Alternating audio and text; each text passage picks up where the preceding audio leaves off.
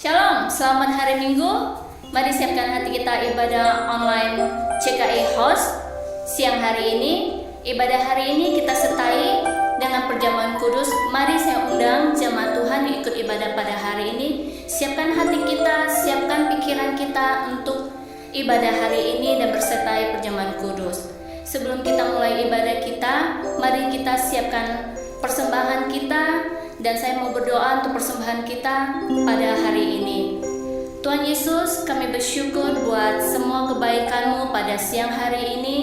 Kami bersyukur Tuhan, kami dapat beribadah siang hari ini Bapa. Ini suatu anugerah yang Kau berikan buat kami ya Bapa.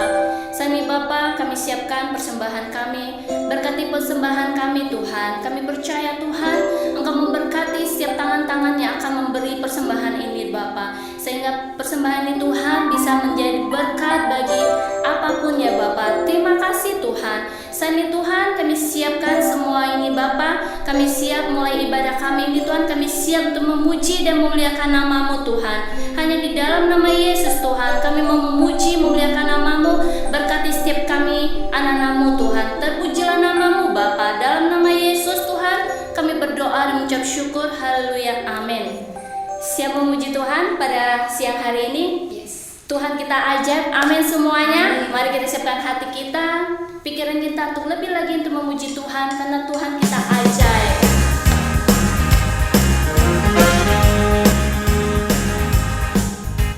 Ajaib, sungguh ajaib, kuasanya bagiku. Ajaib, sungguh ajaib, anugerahnya dalam hidupku. Ajaib, sungguh ajaib, kasih Yesus bagiku. Betapa heran ku menyaksikan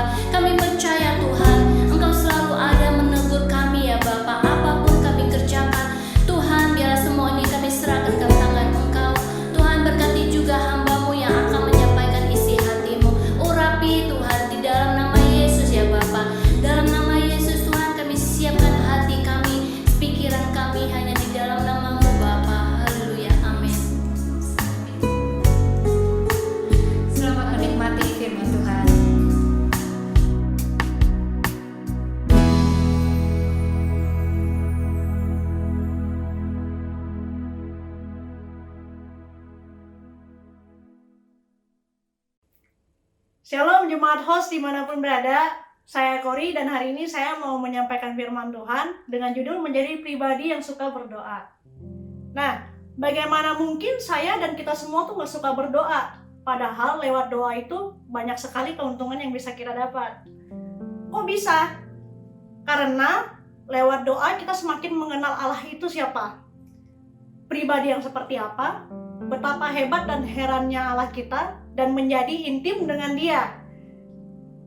Lewat doa juga banyak perkara yang terselesaikan dan banyak pertanyaan-pertanyaan di dalam hati yang akhirnya terungkap, seperti yang dikatakan di kitab Yohanes pasalnya yang ke-14 ayat 13-14. Dan apa juga yang kamu minta dalam namaku, aku akan melakukannya, supaya Bapa dipermuliakan di dalam Anak.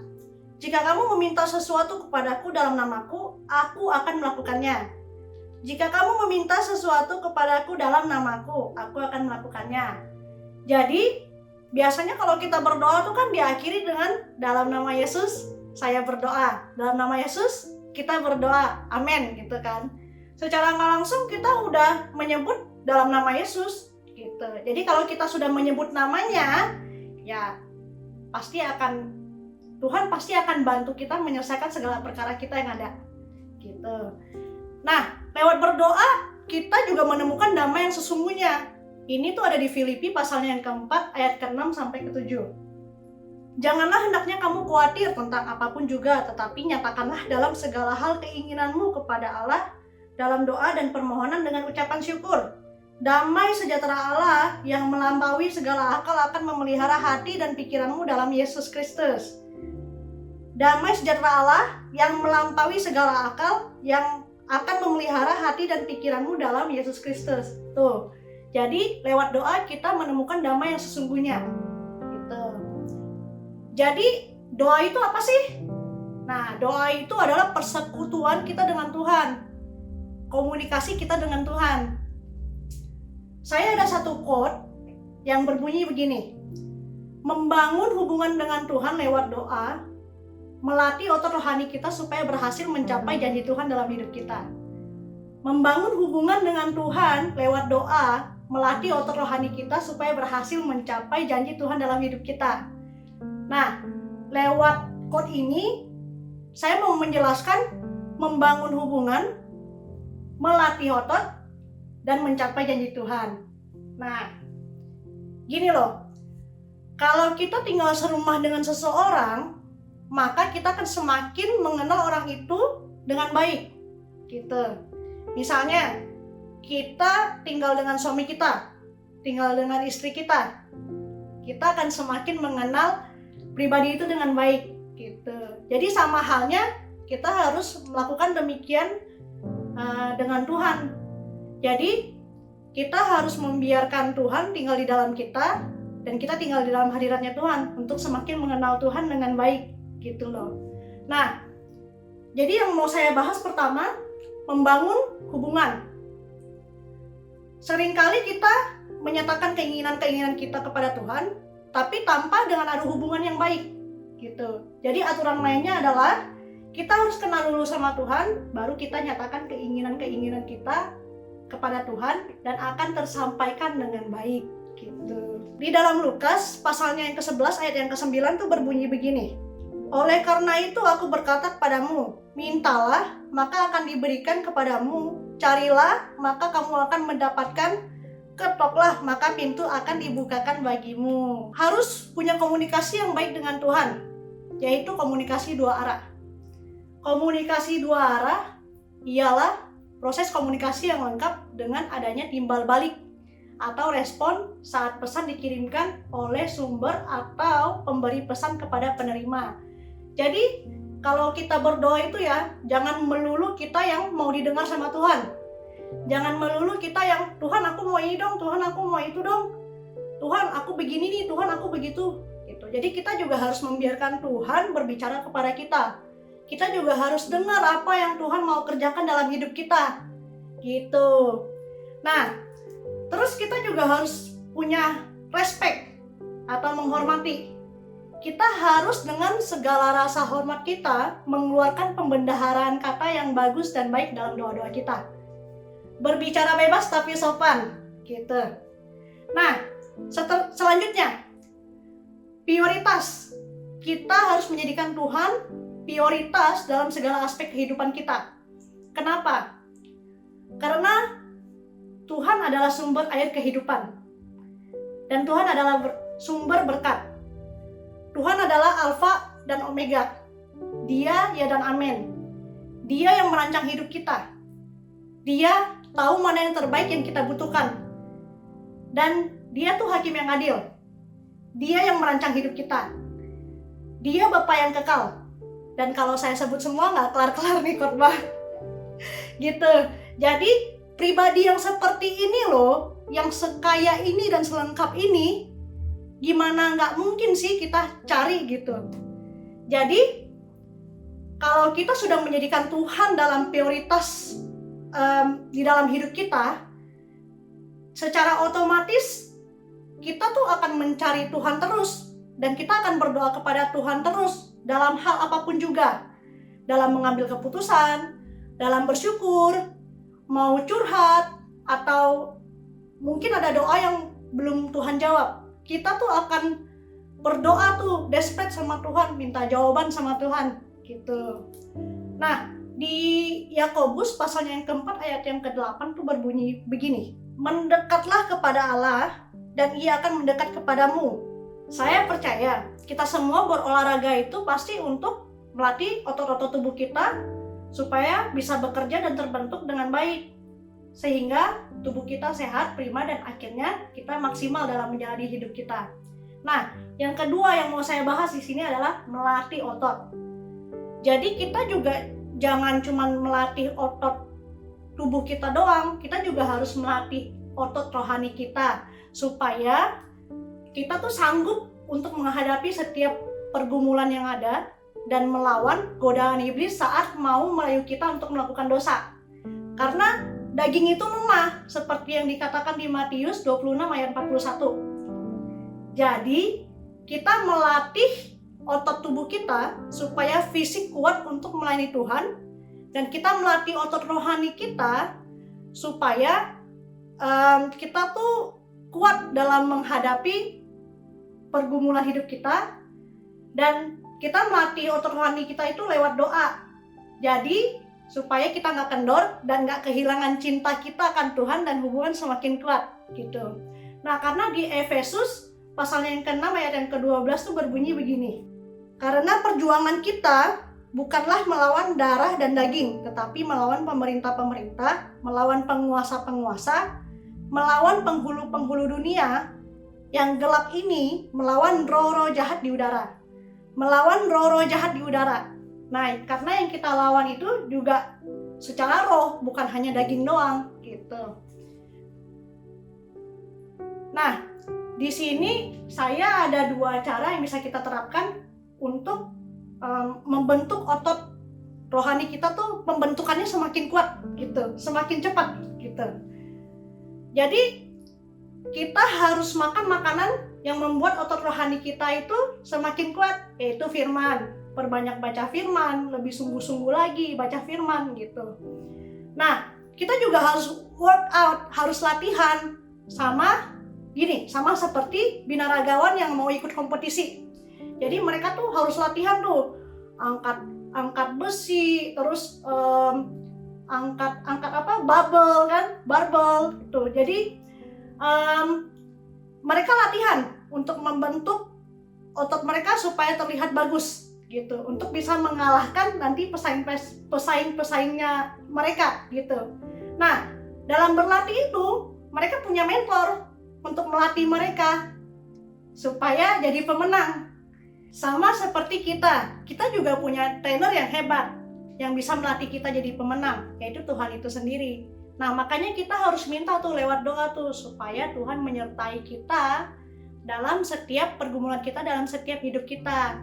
Karena di 1 Timotius pasalnya yang keempat ayat 7b sampai 8a berbunyi begini, latihlah dirimu beribadah.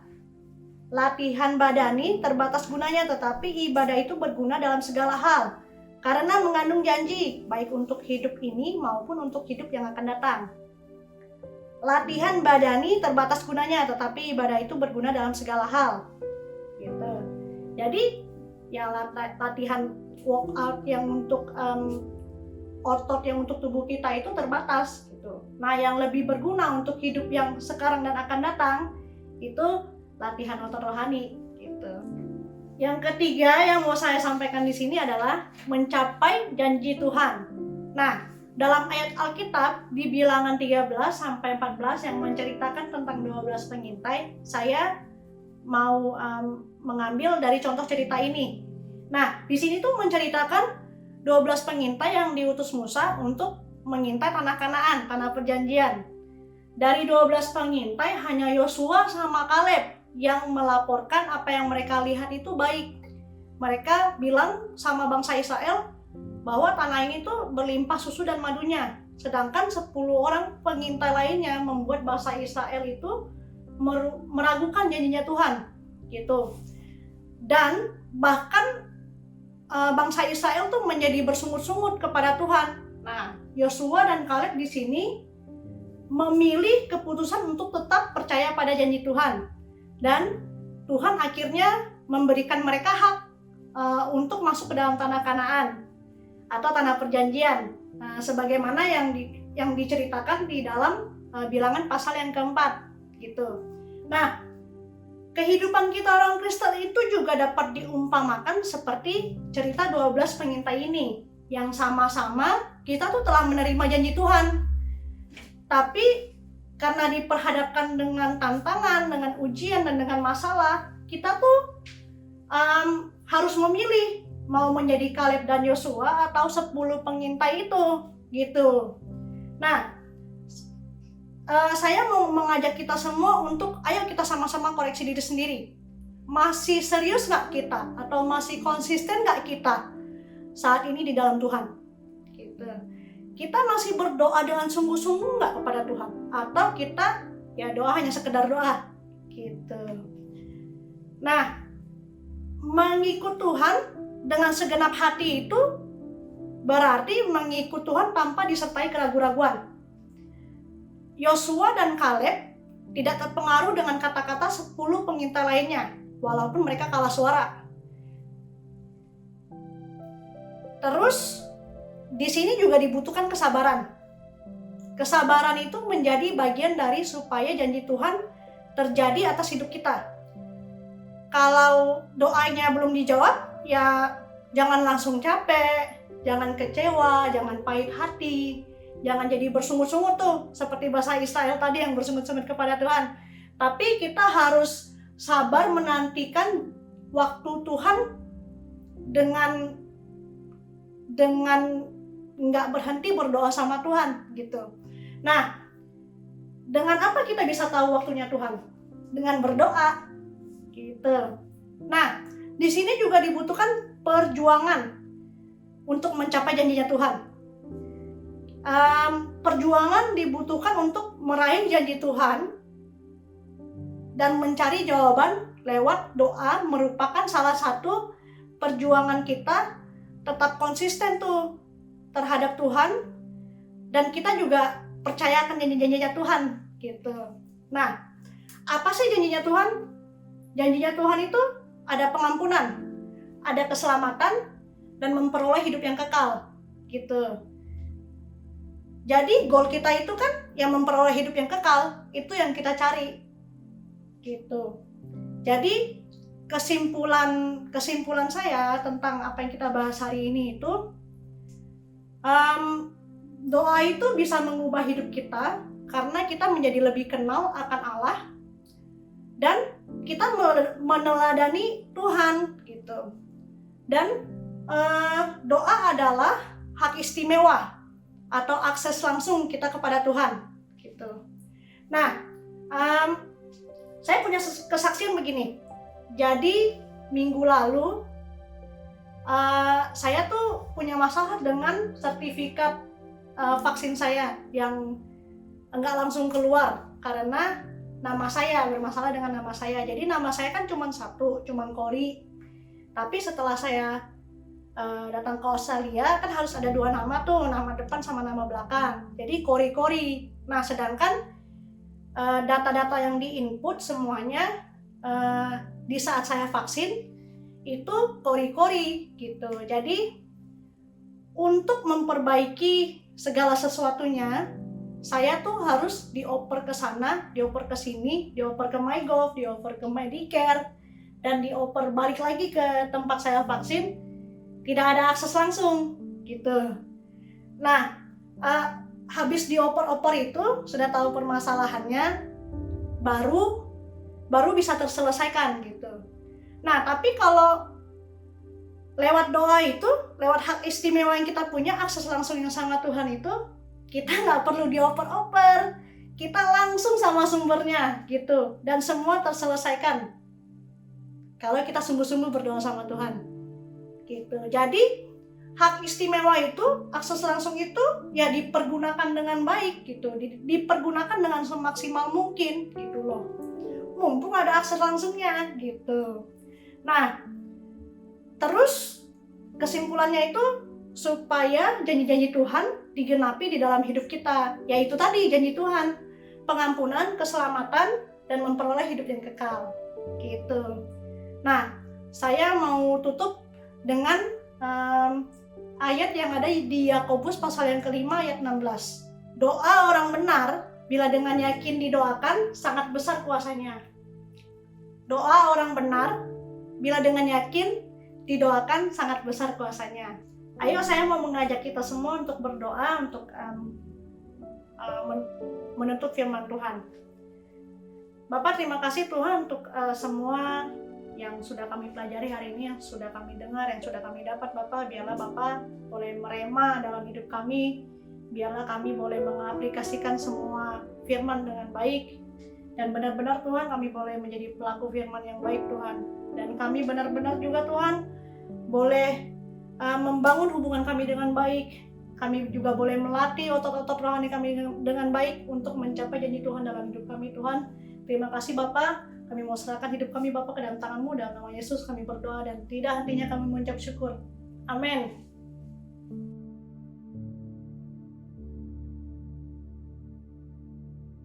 Terima kasih kepada Ibu Kori yang sudah memberkati kita dengan firman Tuhan di minggu ini. Sebentar kita akan melakukan perjamuan kudus. Mari sama-sama kita angkat roti di tangan kanan kita dan dengarkan firman Tuhan ini. Sebab apa yang telah kuteruskan kepadamu telah aku terima dari Tuhan, yaitu bahwa Tuhan Yesus pada malam waktu ia diserahkan mengambil roti, dan sesudah itu ia mengucap syukur atasnya, ia memecah-mecahkannya dan berkata, inilah tubuhku yang diserahkan bagi kamu. Perbuatlah ini menjadi peringatan akan aku. Mari sama-sama kita makan di dalam nama Tuhan Yesus Kristus.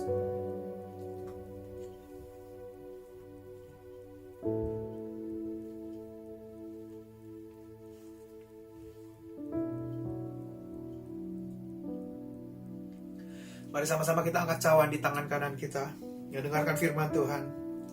Demikian juga ia mengambil cawan sesudah makan lalu berkata, cawan ini adalah perjanjian baru yang dimeteraikan oleh darahku. Perbuatlah ini setiap kali kamu meminumnya menjadi peringatan akan aku. Mari sama-sama kita minum di dalam nama Tuhan Yesus Kristus.